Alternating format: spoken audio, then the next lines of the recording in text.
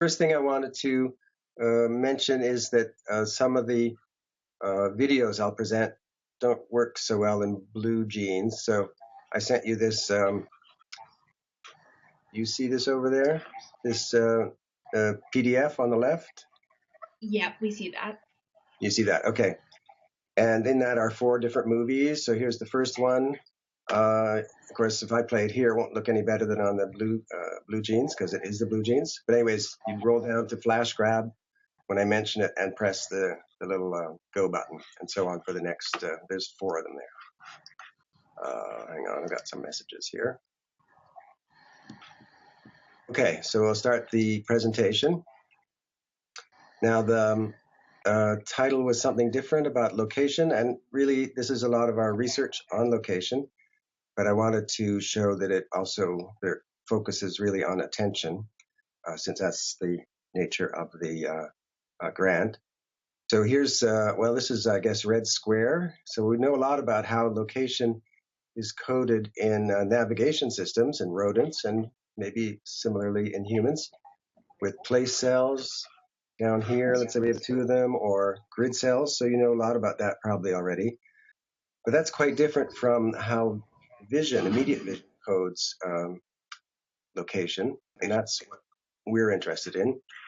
Now that vision's encoding of location is what gets fed to these navigation systems and to memory. So we really want to understand what's the format, how is location represented in the visual system. So here's 3 items of interest in the red square, if you've ever been there. Cathedral, Lenin's tomb, and the clock tower.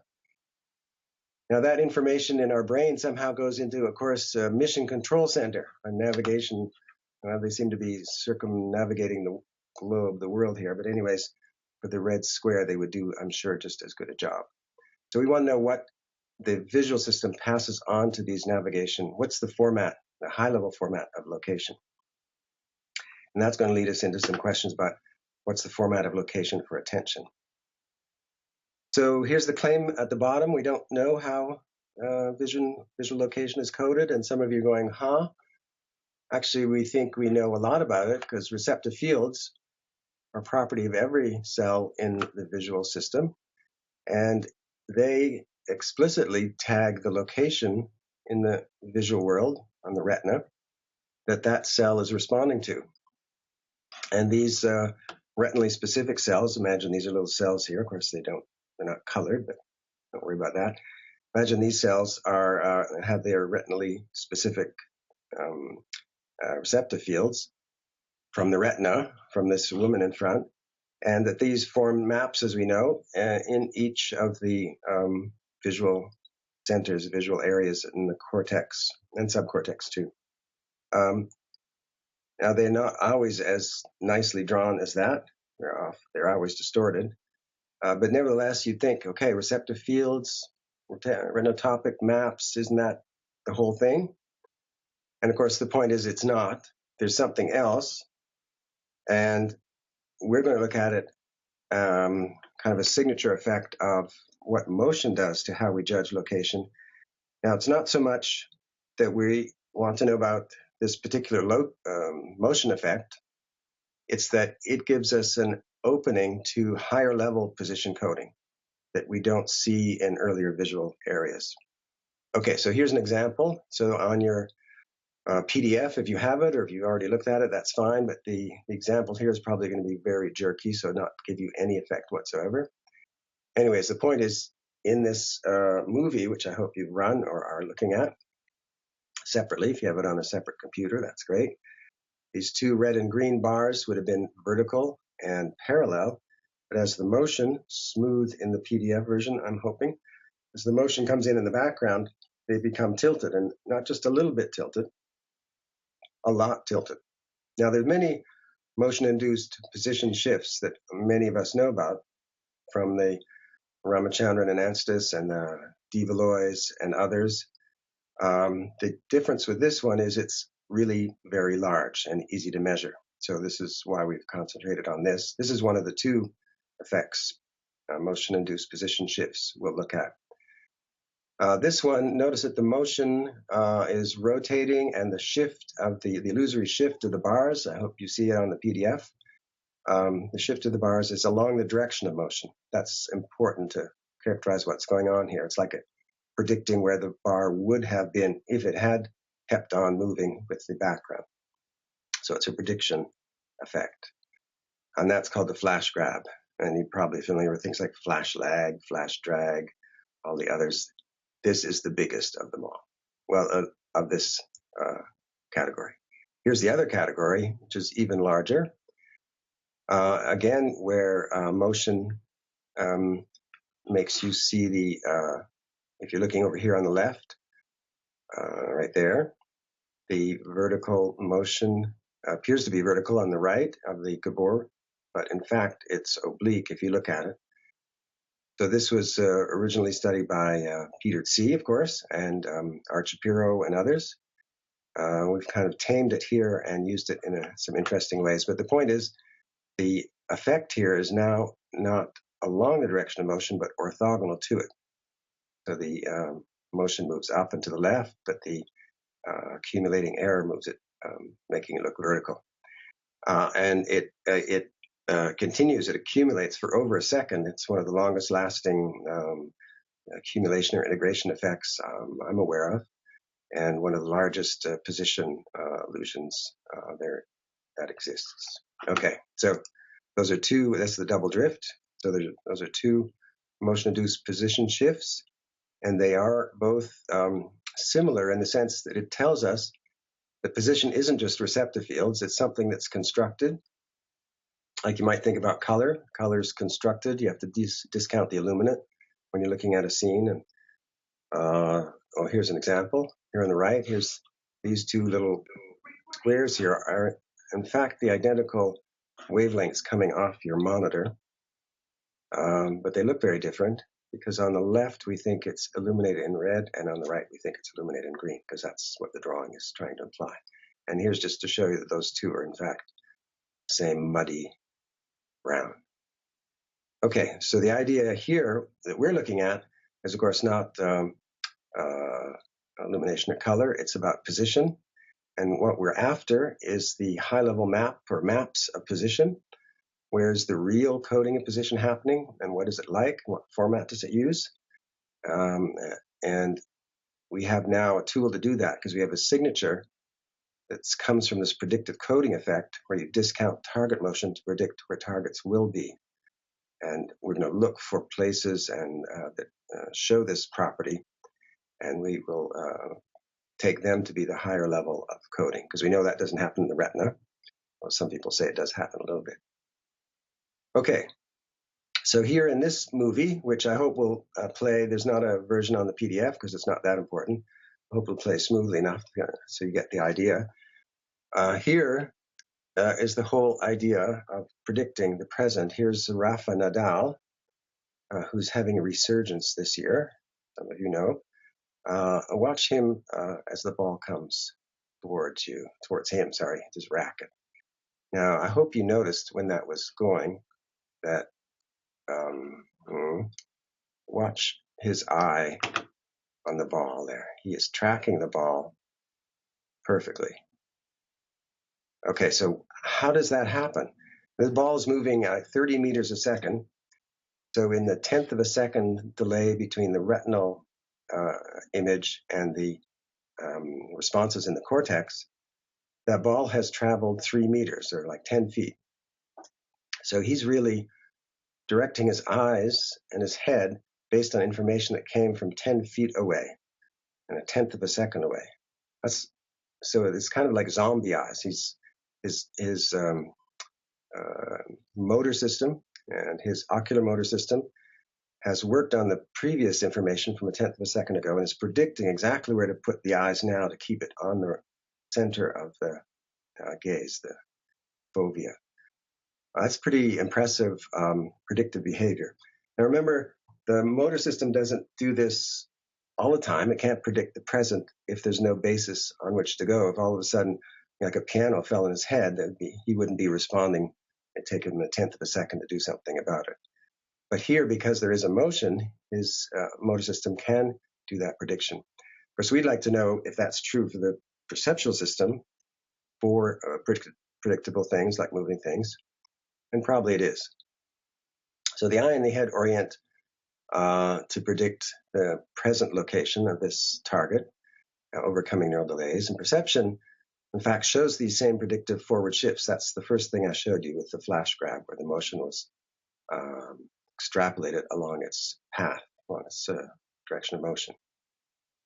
Now, normally, as we know, eye movements and perception go together. You'd like to think you're always looking at where you see things, just like action and perception. I mean, perception is there to help you guide your actions. You don't want them to have different responses. That would not help you survive, not be adaptive. Okay, until now. So we're going to show you halfway through, well, a third of the way through, the example where eye movements and perception disagree immensely. And that will lead us to the idea that there are probably two predictive representations of location. One for perception, where you see things, and one for looking, how you get your eyes there. And we'll find that the one for perception is kind of interesting, and it's the one that's going to help us test where attention falls in terms of coordinates. What kind of coordinate system does it use? Okay, so we'll do three things, sorry. First of all, we'll look at the predictive shift for simple target motion. That was that flash grab one, where perception and eye movements agree. And so we assume attention, well, we know attention does as well. The second one is the predictive shift for that second demonstration I showed you with the drifting gabor, where there's a disagreement. Perception shifts an enormous amount, but eye movements do not. Well, they do a little bit along the direction of motion, but they don't do the orthogonal shift. And that tells us, as I indicated in the previous slide, that there are two coordinate systems. Of course, there are probably many, many more, but two coordinate systems for location involved in vision. And the third part is what we're interested in now is which coordinate system does attention use? Can we find it using the coordinate system of saccades, as many people would suggest? Saccades and attention are best buddies. Or does it use this coordinate system of perception? Okay, perceptual or eye movement. Okay, the first one, predictive position coding for the flash grab. So we're going to use motion to predict the current position. And this is just a little test. I'm not showing you the smooth version, so I don't think the illusion's kind of that visible here, but it's the same illusion as the one you saw with the bars, but now with discs. And the question is, how much do you see it displaced perceptually? And when I ask you to make an eye movement to it, as soon as it flashes, move your eyes there, what error does your eye movement make? Now, a number of people have done this.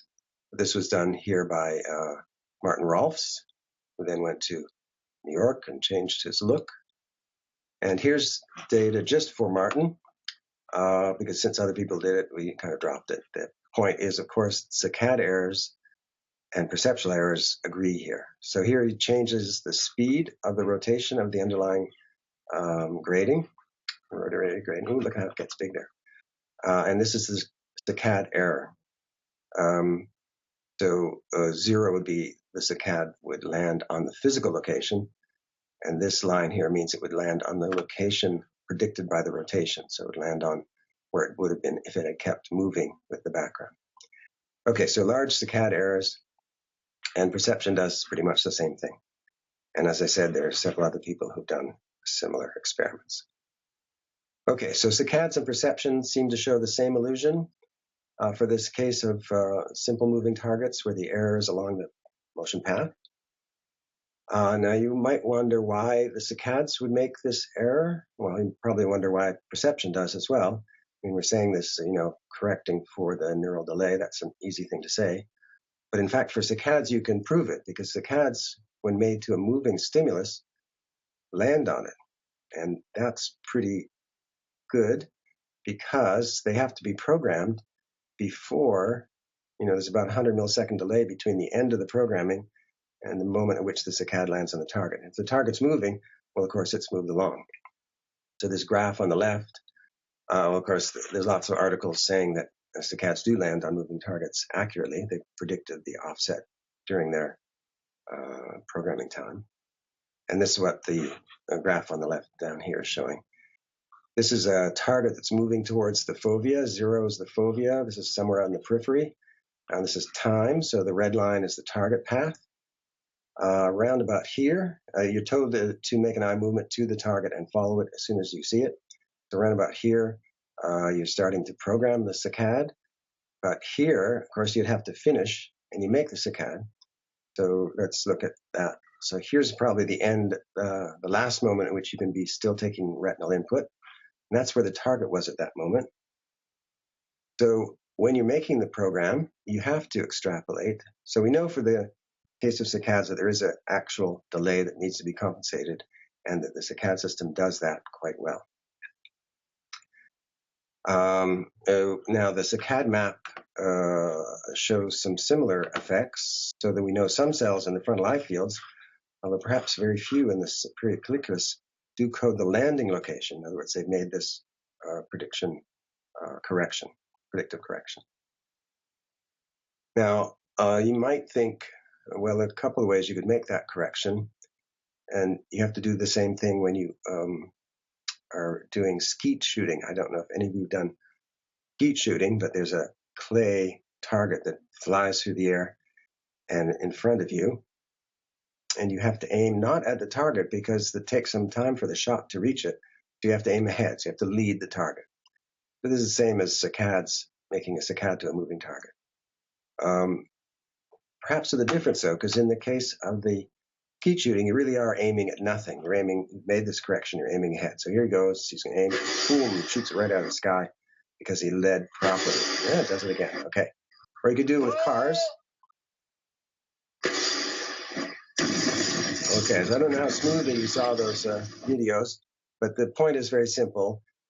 To take down a moving target, you have to aim ahead. Now, you could do that one of two ways. You could either correct for direction and aim at nothing, like the shooter is doing here, or you could make up some virtual target and you aim at that. And that's pretty much what the saccade system has to do.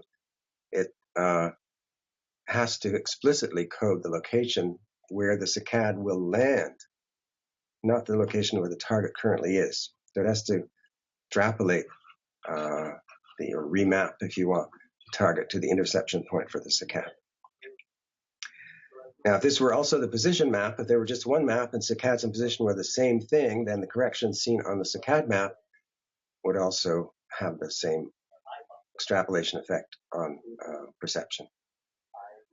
As we'll see, we don't think that's the case, but that the two might just agree because it's a good thing that they agree, since perception and saccades should target the same locations. Okay, well, what kind of coding of location is there in the saccade network? Well, we know of three critical areas in the saccade network. There are others, of course, but superior colliculus, frontal eye fields, and the parietal areas. Here you see them.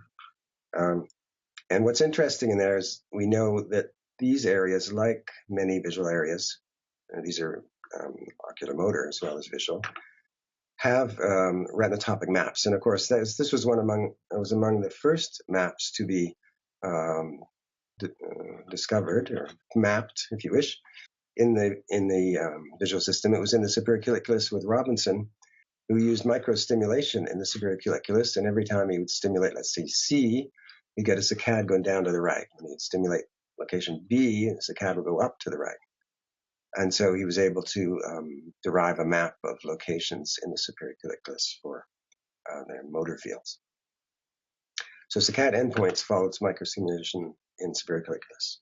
So we know that the map in the saccade network is retinotopic, left hemisphere for the right visual field, right hemisphere for the left visual field, with overrepresentation of the fovea and all that. So we know a lot about location in these systems. What we're adding here is that, as many have known for a long time, is that there's a correction on the representation for motion of targets. So we know at some of these areas, in particular, for example, the frontal eye fields, that they already make this correction. So we can consider at a high level representation of location because it's making this predictive position shift. Okay, well, before going on, let me point out what many of us know here, and Jamie, of course, works on this as well, is that the saccade map is an attention map. There's probably many, not that we really know what attention is, but let's just say for things that increase performance flexibly, the saccade map is the attention map. And so here's kind of a sketch of the visual system. Here are the saccade control areas, LIP, frontal eye field, sphericularis, in sort of a retinotopic map. I haven't divided it left and right fields, but here are the early areas of visual cortex, say V1, V2, V3, nicely divided. And here's some targets of interest. Now, of course, these early areas code all of the features, whether it's color or orientation or motion, but the saccade control areas don't code features. They code locations of interest. So here we have two locations of interest. But because they use the same map format, luckily, when we have this location of interest, we can access the other cortical areas at that corresponding location and read out what features are there, color and motion and so on.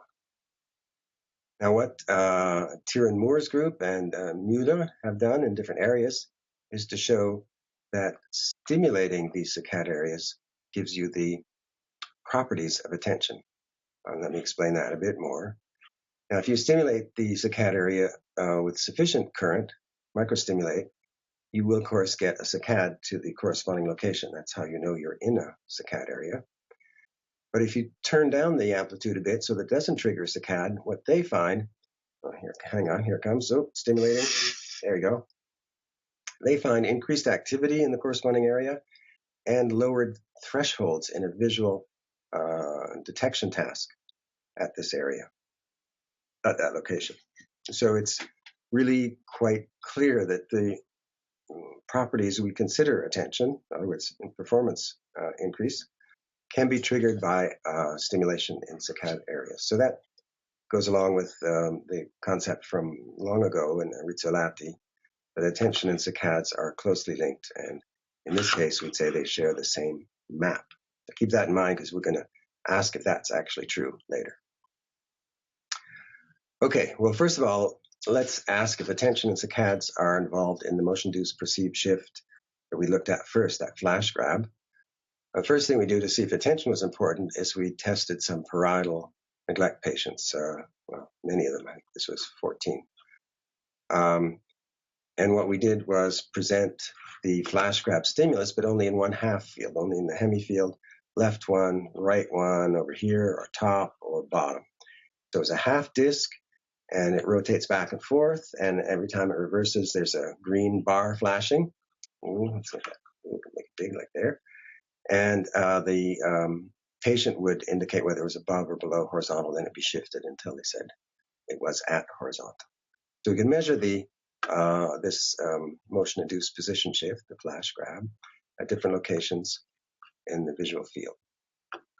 And what turns out is that in the right top and bottom, they have the normal illusion that the controls gave. But on the left, much less, not a significant illusion. The important point is it's not that they don't see anything in the left field. These are neglect patients. They're not blind. And their precision for making their judgment is pretty much the same on the left as it is in the other three quadrants. So they are seeing it and they're responding well. They're accurate. I don't know, that's precision or accuracy. I never remember which is which. Anyways, they have a low, same standard deviation individually as subjects there as they did in the other three. But the illusion goes away. So we can assume that attention is critical for the prediction effect to happen. So that it's something that attention does, probably by tracking the motion and predicting where the target will be. It's not a low-level motion effect.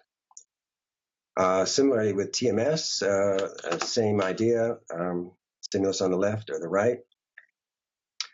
Here for the left, and TMS on the right in the frontal eye field or the parietal MT or V1, V2. And the illusion here shift was like 20 degrees, so a bit more than patients had, but the illusion decreases particularly for the parietal, a little bit for the frontal eye fields, but not for MT, and of course not for V1, V2. So this is not a low-level motion effect. It involves some kind of attentive tracking. Okay. And then with Peter Kohler here at Dartmouth and Peter C. Peter Kohler, as part of his PhD, did a nice study again with the motion-induced position shift, the flash grab, but now he's changed the flash of the red and green bars for a fMRI-friendly checkerboard, and he looks at the activation patterns in different cortical areas to this when the illusion is shifting rightwards, clockwise, versus when it's shifting counterclockwise. And then he also compares that and actually correlates it to activity for just the flash pattern along those four radial bars, where here he matches the angle of the flash to the perceived location in the illusion case, clockwise or counterclockwise. So and when he does, so he tilts it, as you see. When he does that, he finds that there's actually quite a large correlation in V1, which is interesting, and less so at higher levels. So it's not so clear why it drops off at higher levels. Perhaps there are not enough voxels. In any case, there is one in V1. You might say, well, where would that come from? V1 should be driven by the retina. What's going on in V1? And Peter thinks the answer is pretty much the same thing as was reported by Silver, Ress, and Heeger, which many of you know in fMRI, where they had a task for the participant to detect an annulus, very low contrast annulus, presented around the fovea fixation. Interestingly, it was presented at an unknown delay that could be 2 to 16 seconds. So for between 2 and 16 seconds, the subject is sitting there looking at nothing, and then the target shows up. But what was interesting is in that delay period before the target is presented, there's a lot of activity in V1 corresponding exactly to this annulus, suggesting that higher level areas, attention, is sending downward projections to V1 to say, hey, this is where the stimulus should be, boost the processing there, a bit like the microstimulation studies we saw from Moore and Mueller. Okay, so the idea there is that V1 is responding because attention is downward projections saying, hang on, look here, this is where the stimulus will be, or should be. Of course, it's not there, but too bad. Okay, so shifts likely reflect downward projections of attention. Okay, so what have we seen with this first one is there's a short time scale. These shifts, although large, really only represent about 100 milliseconds, a tenth of a second, of the travel time of the motion, in the direction of the motion. And the similar shifts are seen for perception and saccades, and we feel for attention as well. So could be, so far, you might say that perception may be based on the saccade localization using a map format. But equally well, you could say perception just mimics the saccade localization in order to keep the two in alignment. And that's, of course, what we'll end up saying. Because in this second case, we'll see a complete dissociation between perception and saccades. So here's Matteo Lisi on the left. He's the one who ran these experiments, and he's just moving to London for a new job. Okay, so if you look in the middle here, now again, please look at your PDF version of this to see actually what's happening. If you look at the little dot on the left, you should see this moving vertically. And if you don't have the PDF or you've never seen this, just it does seem to move vertically, even though, of course, it's moving obliquely. So double drift affects perception, but not saccades. And that lets us makes us realize that perceived location is more than just activity on the saccade map. There's a second representation. Now, of course, this lovely double drift stimulus is based on the fabulous infant regress stimulus from Peter C. I think that should be, however you said his name. That wasn't Gideon, I don't think here. That should be Brown. Yes, that should be. Okay. Okay, anyways, if you're looking on the left here, I didn't give you a movie of this, or I don't think I did. Oh, yes, I did. Okay, so it should be drifting continuously towards fixation or away from fixation, depending on which version I gave you in the PDF. And even though it seems to be continually moving, of course, it never actually reaches the center of gaze or falls off the side of the screen. So there's some reset. The position is kind of indeterminate. It does seem to keep drifting, but then somehow resets. So it's hard from this stimulus to actually measure where things are. Oh, there it is going in the other direction. Okay. So all we did was to change the stimulus slightly. Every time it moves up, the internal motion here is to the right, and when it moves down, it's to the left. And that just keeps the stimulus in place stably.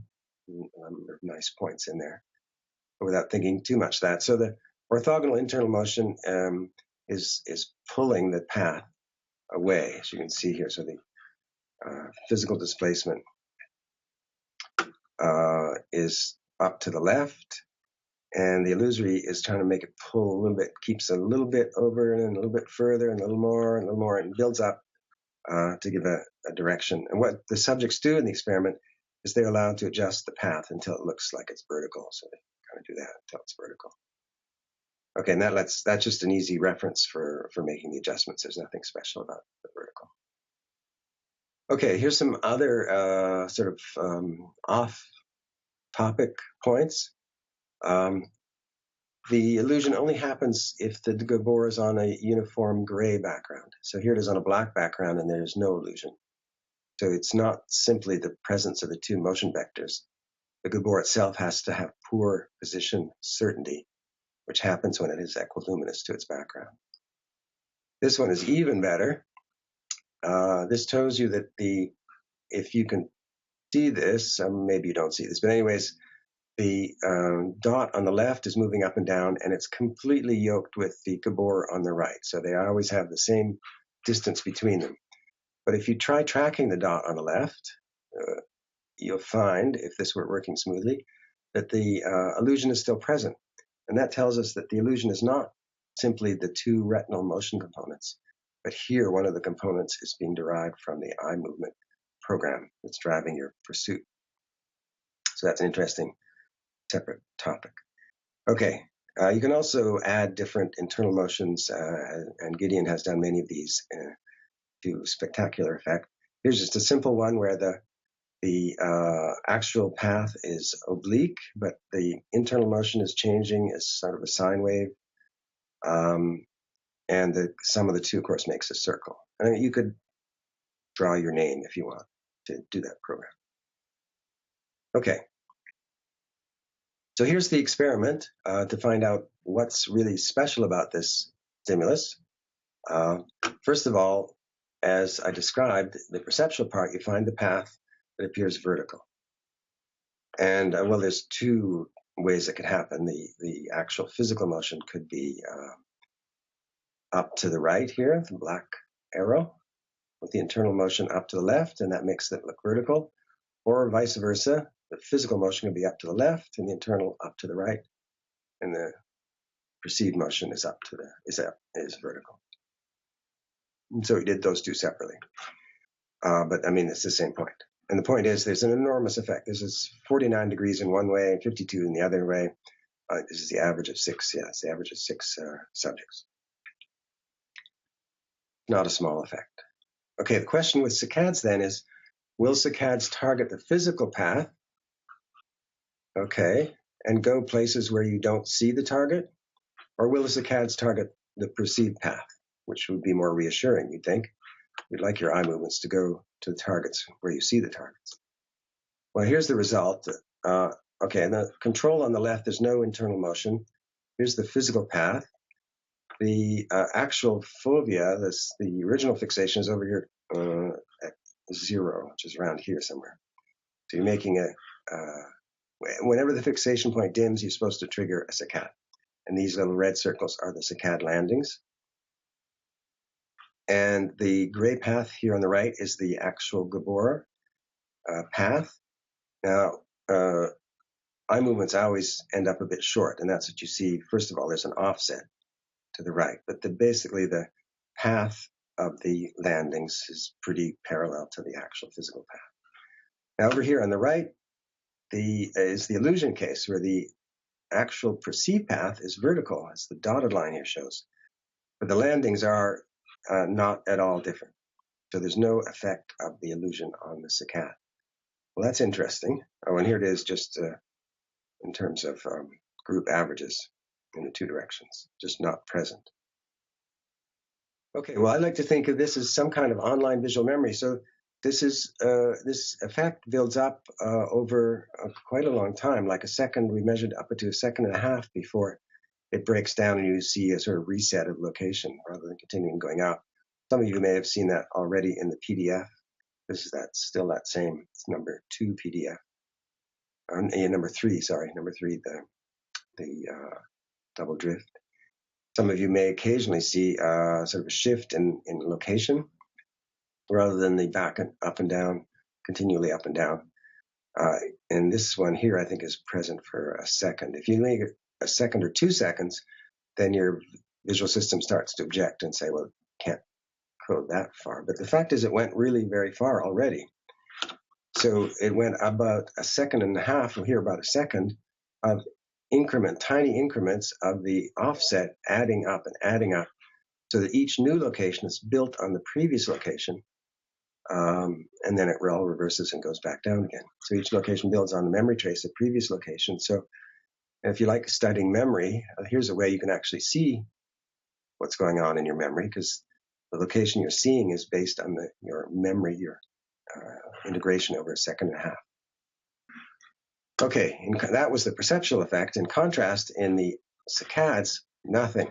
You get a little extrapolation along the direction of motion of about 100 milliseconds of travel, which is quite small because it's not really going that fast here. So this is the dissociation I had mentioned. If it's a simple motion along the path, so just a target moving along a path, then there's a kind of extrapolation, a prediction of the present, correction for delays of about 100 milliseconds. It corrects about 100 milliseconds travel. So you see it there and you saccade to it there. However, if there's a motion signal within the target, then there's something else going on. There's another, and it's not just going on for this odd case of internal motion within the target. There's nothing special, I'm sure, that's just been evolved over hundreds of million years only for Gabor patches with internal motion. This must be revealing a real integration period in ordinary perception of everything for a second or a second and a half. So that what you're seeing now is really built up over quite a long time period. Of course, quickly erased if anything changes. Anyways, this rolling ball, if it moves, it's seen on a path that's quite far from its path, its physical path. And I mean quite far, many degrees visual angle away, which means that we can test for activity at this illusory location, and it will be very little overlap to the retinal location of the physical stimulus. Okay. So they have separate representations of location. Good. Now, a little side tour here just to point out that this is not the very popular point of view that perception and action have separate visual systems. This is not at all the case here, despite seeming to be on first glance. Because the effect we find here is specific solely to visually guided eye movements, reflex eye movements. Doesn't generalize to all actions or even all eye movements. Here's an example, pointing. Again, Matteo did the same experiment, but now rather than looking at the spot, you're going to point to it. Now here, if you do the saccade, first of all, I didn't put my pointer on this one. Anyways, if you do the saccade, you find the control case where there's no internal motion.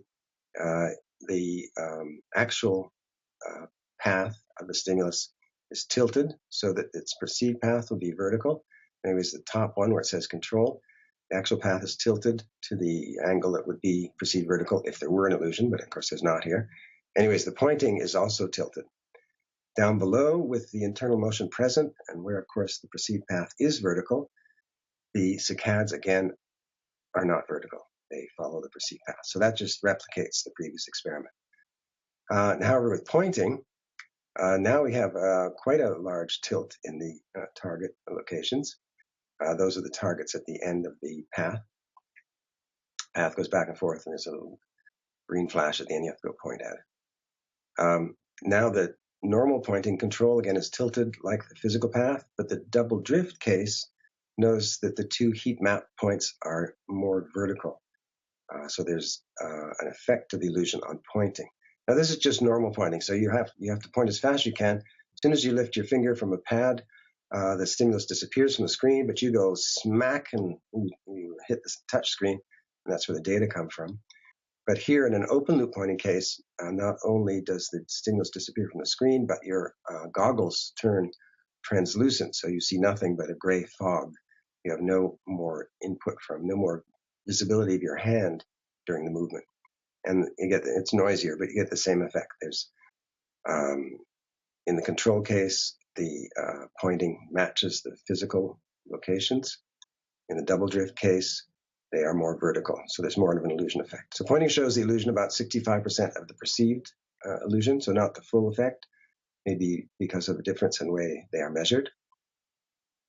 So that pointing doesn't is susceptible to the illusion, and memory saccades are too.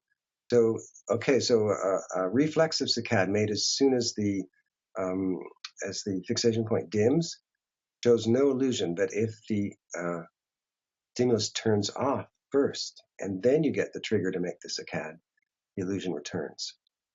So saccade areas have a short integration period, immediate eye movement triggered before the arrival of the cortical perceptual signal, perhaps, is one explanation. So these delayed saccades may show the illusion, and in fact, they do. So top line in blue of my pointer, here's my pointer. Here's the physical path, and here's the result, the average result here, all parallel, no matter what the delay between the offset of the stimulus and the fixation dimming telling you to make a saccade. So here's our second delay, and it's still very much the same. However, when it's not the control, when the internal motion is present, so the perceived orientation is vertical, now here's the interceptive one, the regular saccade as normal. Make the saccade as soon as the fixation dims and the stimulus is still on when you do that. Then you don't get the illusion. But as you, pretty much as soon as you remove the stimulus, when the saccade is starting to make the program target the stimulus, then the illusion returns. And there is an effect of longer delays. This is just one subject, but across the group of subjects, there is an effect of delay as well. Okay, memory saccades do show the illusion, still not the full illusion. Okay, so the point was, it's not all action that shows this indifference to the motion-induced shift. It's very specific to the saccade, the immediate saccades. So here's another kind of side point. Is this really different from the Goodale claim of independent perception and action visual pathways? Well, let's take a look and see how their results differ from ours. So you probably remember their stimulus was the Ebbinghaus illusion. The disk surrounded by big disks looks smaller than the same disk surrounded by small disks. And you can either ask them to make a judgment perceptually, how much difference, what's the difference, or make a response, grab the disk with your fingers, and they can measure the space between your fingers. And this is what they got. Okay, so here's the effect of the illusion on the grip itself. It's not zero. It's in fact significantly greater than zero. There is a significant illusion on the grip. The whole point of the article was it's smaller than the effect on perception when you ask to match the size. So the double drift is an order of, okay, well anyways, that was theirs. They do have an illusion in the action case. Their whole proposal is based on the difference between the perceptual and the action case. In the double drift, however, the difference between perception and saccade is an order of magnitude stronger. here are our data. Okay, virtually no effect whatsoever on the action, which in this case is the saccade. An enormous effect on perception, 50 times larger, let's say. Okay, so the dissociation here is total and robust and clear-cut, unlike the dissociation from the grasping data. But remember, our dissociation is not action versus perception. It's specifically immediate eye movements. And that's interesting for us because we think the immediate eye movements access the saccade map of locations. And that's what we're interested in when we start talking about attention. Okay, so we have separate visual pathways for saccades and perception. And we can ask a question of where this perception only shift emerges. Where does this happen? Well, does it happen in V1? So here's some optical recordings from macaque cortex in V1, done by Sandrine Kemla and Fredo Chavannes in Marseille. So they're going to look at the cortical trace in V1 to that Gabor passing by, either with internal motion or without internal motion. And the result is that trace in V1 is not different for when the Gabor has an internal drift versus when it does not. I don't know how well these movies are going to show up, but they're kind of noisy movies anyways. But let's just start them and see what you see. Okay, so in the left-hand part here, okay, is the drifting Gabor. So the Gabor has the internal motion in it, and it's moving up to the left in the lower left quadrant of the visual field, which is the part of the cortex they can image. And as you see, it's kind of very noisy, but there's an up to left drift here. The middle movie is the same stimulus, but the internal motion has been turned off. Because the black lines and here the white lines are the outlines of the activity, and the cross or the circle on the left are the center of mass of these activity patterns. Okay, well, there's more action going on to the drifting Gabor, to the internal one here, but its center of mass doesn't change. If you look in the right here, the white crosses and the black circles are the paths of the two paths of the center of activity of the two stimuli. And here, so that's where they both are. According to the illusion that we measure at that location for the speeds in humans anyways, there should be about a 20-degree shift in the path, and that's clearly not seen. Okay, so the point is, if I can get rid of that thing, there we go. There's no effect of the illusion on activity in V1. The optical imaging, remember, the optical imaging is not neural firing, it's blood oxygenation like fMRI. So we might expect that the fMRI also may show nothing in V1, unlike the fMRI we saw for the flash graph, which did show a large shift. Okay, and here's Saray Liu, who is here in Dartmouth and has been running fMRI studies of this stimulus. And here's what she's done. On the left, the motion path, she's got two comparisons she's going to make. The illusory comparison here on the left versus the physical comparison on the right. Okay, in the illusory comparison, the stimulus moves vertically up and down, but the perceived path is tilted to the left in one case and tilted to the right in the other case, just by changing the internal motion directions. On the right, there is no internal motion in the Gabor, but its orientation has been matched subject by subject to the stimulus orientation, perceived orientation in the illusory case. Now she's going to try and decode from activity in different cortical areas, which is the direction of the orientation, the direction of the illusion or the direction of the physical path. And you can classify activity patterns and compare actual left.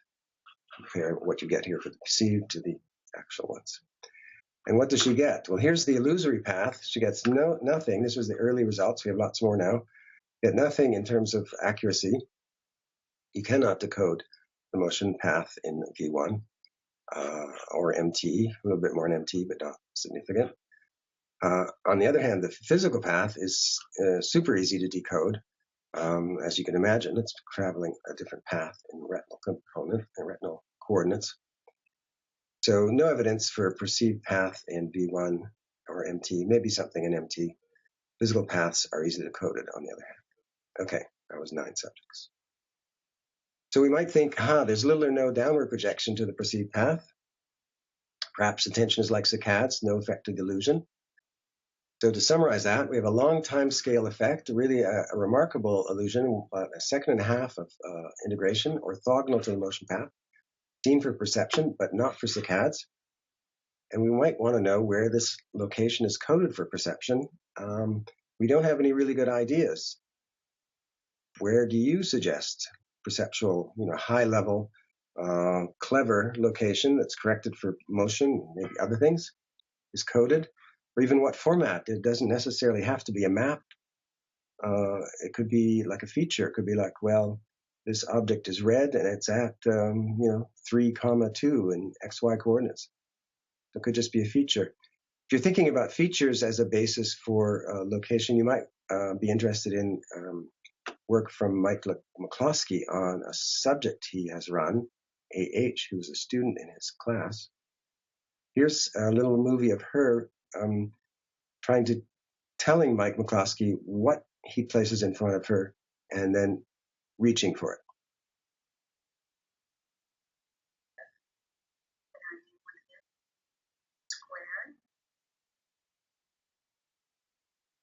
Okay, she goes totally the wrong direction. Sometimes she has up-down reversals as well. I just throw that in because you might think that left-right reversals and up-down reversals are not necessarily a map property. It's not kind of the kind of error you would expect in a map, but it might be kind of error you get in a feature list or whatever alternative is. So basically I'm saying the location coding for perception is up for grabs. We don't know how it's coded or where it's coded. That's what we're after. But before we get there, we want to use this stimulus to ask, how is attention coded? So a double drift associates saccades and perception. And it seems like just the ideal moment to ask, where does attention fall? Is attention in perceptual coordinates so that we attend to things where we see them? That would certainly be reassuring. Or is attention in saccade coordinates, supporting the long held idea that saccades and attention are best buddies? Okay, so we can ask whether attention is seen along the perceived path, or does it follow saccades and track the physical path? So Surrey has done 2 experiments. I only have a few seconds here to finish. I'll just describe them briefly. One is a typical probe experiment where the path goes up once and stops. And then after it has stopped, like a different delays, but let's say 100 milliseconds, one disk appears. One of these disks appears. And you have to say whether it's lighter or darker than the background. So here all of them are lighter than the background. And the idea is if attention is here, you should be doing better at these guys than if attention is, and vice versa. If attention is out here, you should be doing better at these at making your judgments. And if this is the perceived location, she covers all locations. So this is anti-perceived over here. Of course, there's nothing there. And of course, she tries both directions of internal motion and flip it upside down and right side up, and also in the right field and left field. And so all these variations. Okay, so that's that. And we'll kind of summarize it by averaging these positions together just because it's a lot of positions. And here are the data. So virtually no effect whatsoever between whether there is internal motion or no internal motion. So if the motion is just vertical and there's no internal motion, then perceived and physical are the same. And there's no advantage in D prime here out at the location where the stimulus offset was perceived versus at the one far to the other side, anti-perceived. So you could say that there's little evidence of an attentional, there's no evidence of attentional advantage at the perceived location. And there's no difference whether or not there's an illusion, again, supporting the idea that there's nothing going on out here at the perceived location, because in the case without internal motion, that's not even the perceived location, and performance is quite similar. The drawback here is that if the attention is therefore being drawn as the Gabor moves upwards to the physical location, the little patch testing attention at the offset there seems to be masked. You do worse there, and it's not clear how to show that there is an attentional advantage there if there is. So that's a bit of an impasse there. That's the first experiment. Here's the second experiment, which we haven't started yet, but just to give you the idea of what's up next. Again, the double drift is here. This is your fourth movie, if you have your movies up and running as well. And what you're going to see here is that the path is flanked with two flickering fields.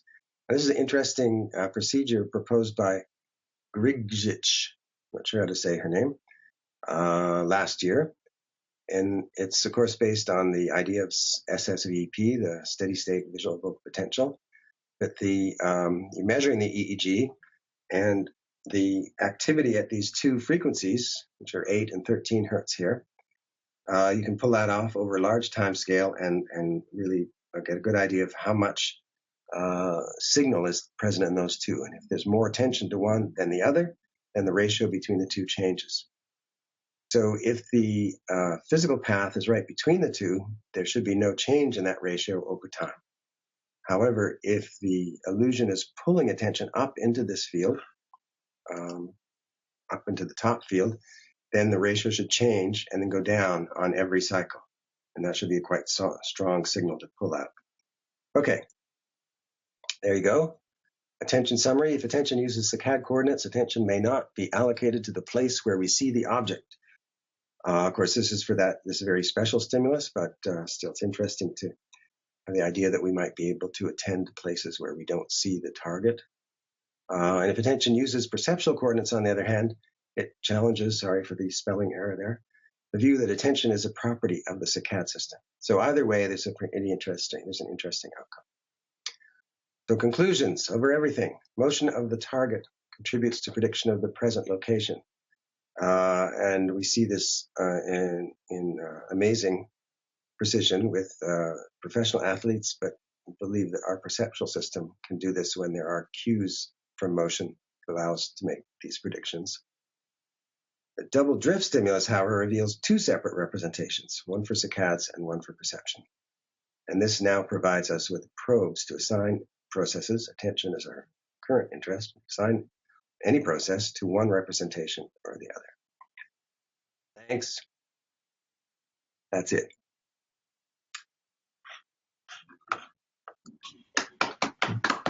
Yay. Patrick. Yes. Sorry if the mic's not so good. In the monkey experiments, was the monkey awake? Yes. Okay. That's obvious.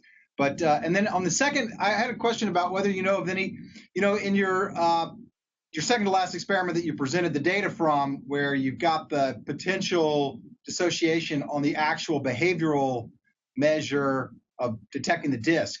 It certainly reminded me a lot of the double step, or even the old Sparks experiment where they would actually stimulate the eyes and shift. I was just curious whether you know of any primate version of that where you might do something similar, where you shift the eyes and find out whether or not the update for the attentional modulation would be present in that kind of circumstance.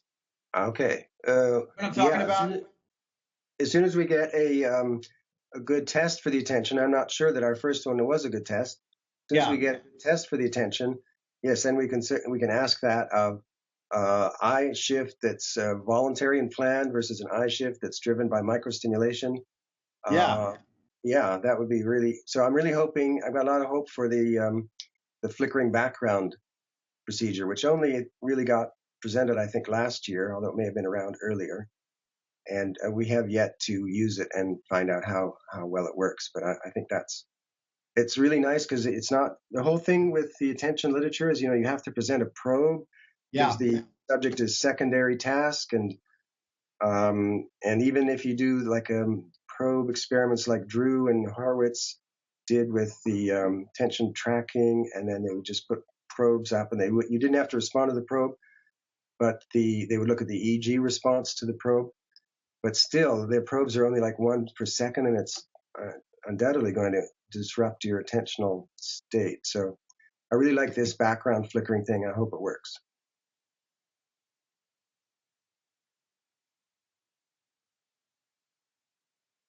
I had a quick question. You showed some in your decoding. You showed a couple of areas you saw where you saw the physical percept. Did you do a searchlight at all to look for anywhere that might be showing the Yeah, the totally. percept? Yes, that's our current. That's what Siree is doing right now, and she's struggling a bit with her searchlight analyses, but that's of course the goal. She has all the data. She just needs to do the searchlight around the whole, all the cortices, and then focus in on what looks promising, and that's really the goal there. How many subjects do you have now? You mentioned that what you showed was preliminary. I think it's 14. So it's definitely enough data for years of work. So, Patrick, I have a question. You know, we have been trying to measure the effect of measure like the attentional effect of reward using Right. these illusions. And so what you're showing with this new data is that if you want to get something like that, we have to use some sort of a working memory component. If there is a direct saccade, that we may not see it, considering that, Yes. for example, it takes longer for the reward system to kicks in and bias the behavior. Does it make sense what I'm saying? Yeah. Well, if you use pointing or delayed Saccade. saccades, So you just saccade like simple gabor drifting gabors and looking Devolay experiment and looking at basically how if the value of those gabors are different for the subject, whether you get different right. out of shift. If you use So the Devolay Gabor, which only shifts along its direction of motion, yes, then the saccades and the perception agree. So then that would not be a problem.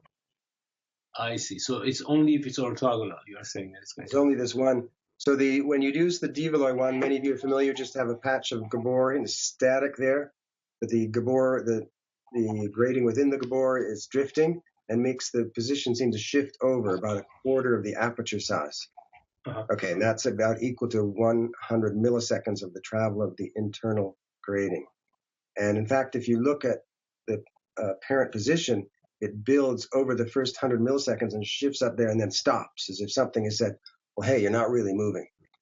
Okay, now if you take that same Gabor and you drift it vertically while the internal part is going up, I don't know if you can see my hands well, then the stop one, stop shifting signal doesn't get in there. Nothing is telling you, oh, hey, that's not really fixed at that location as it was in the Devolay case, and it's drifting up. There's no correction, there's no veto. And so it keeps shifting. So undoubtedly, it's the same shift mechanism, but it accumulates rather than being vetoed after about 100 milliseconds. So it accumulates, and that's the accumulation that you see in perception, but you don't see in saccades. So that's the effect that would not work if you're probably going to ask for reward biases. Good. So is there some other signal that you can send that will disrupt this accumulation? Yes, you can just stop it. So it goes like this. So it's going up, there's the internal motion, and you turn it off for a quarter of a second, and back on, you get this thing, you get the shift, and then it starts again. It like resets and starts again. So you can just briefly interrupt the signal. What about we haven't found out how brief. What about any external signals that would do the same thing?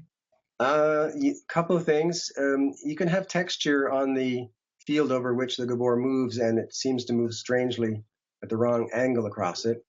But if you have a second Gabor nearby doing the same thing, they start to interfere. You get this maybe a relative position signal that cancels the illusion. So a second Gabor nearby can do it. So haven't really explored all those, but there are some things that could turn it off. But certainly interrupting the signal briefly completely resets the illusion that may have built up over a second, and you reset it back, and then you let go and turn it, resets it back, and so on. Patrick, did you say how sensitive it is to the actual speed of the drift? I mean, what range do you have, and can it actually alter throughout the period?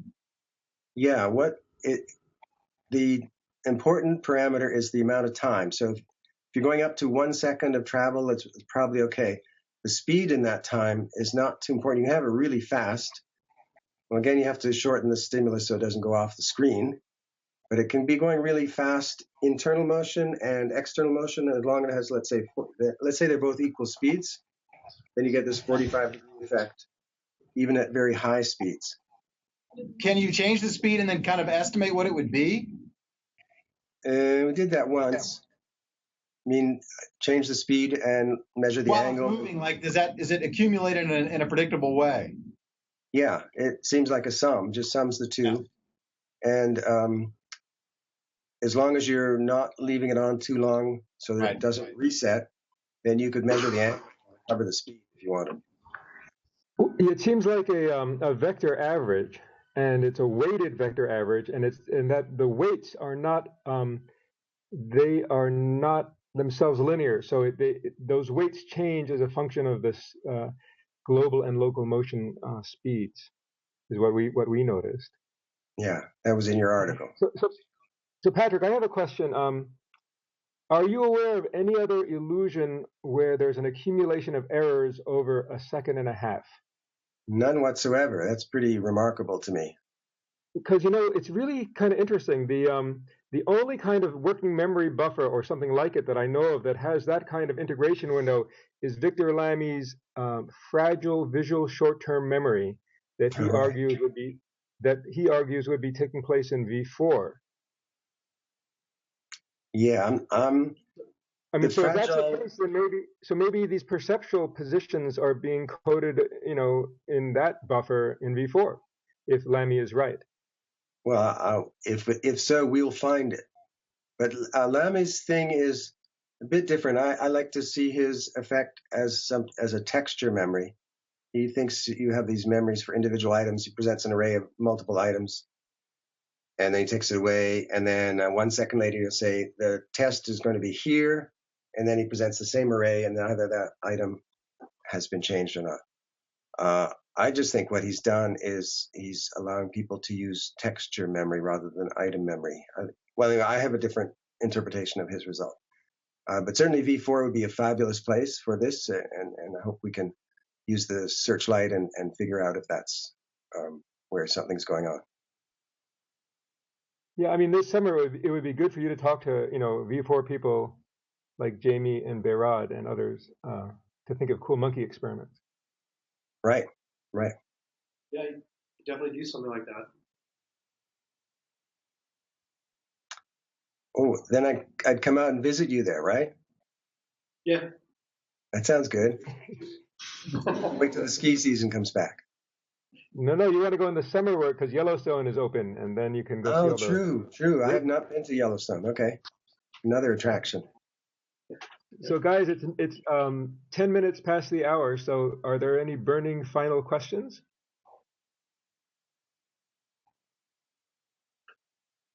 All right.